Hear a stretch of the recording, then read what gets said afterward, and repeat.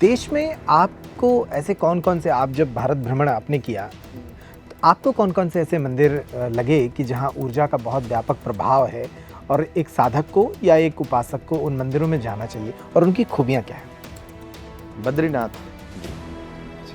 जी बिल्कुल। स्वर्गारोहिणी की यात्रा, बद्री विशाल एक शांति की वो जगह है जहाँ पर आप साधना करने जब बैठते हैं, भगवती माँ सरस्वती का उद्गम स्थल है, माणा गांव है। बद्रीनाथ एक सतयुग से लेकर के अब तक की, और मैं ये कहता हूँ कि अनंत काल की भूमि है। हम लोग अनंत काल की बात करते हैं, उसकी विवेचना बहुत बड़ी है। वो एक ऐसी धरती है जो आपको त्वरित भगवद दर्शन और भगवद एकाकार कराने की क्षमता रखती है। एक बद्रीनाथ है।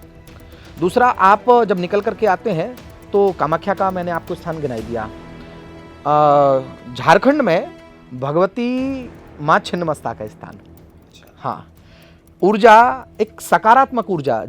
हाँ, हम जहाँ जा रहे हैं, जिस स्थान पर बैठ रहे हैं, ये कैसे पता चले। अब देखिएगा कि आप जब वहाँ बैठ करके ध्यान लगाते हैं और आप एकाकार होने का प्रयास करते हैं, आपके शरीर के अंदर में रोम पुलकित होना प्रारंभ कर देंगे, आपको एनर्जी टच करेगी और आपके अंदर में जरा सा भी समर्पण है तो आपको ये आभास होना प्रारंभ हो जाएगा कि कोई शक्ति हमें अपनी ओर खींच रही है, कोई मुझे बुलाने का प्रयास कर रही है।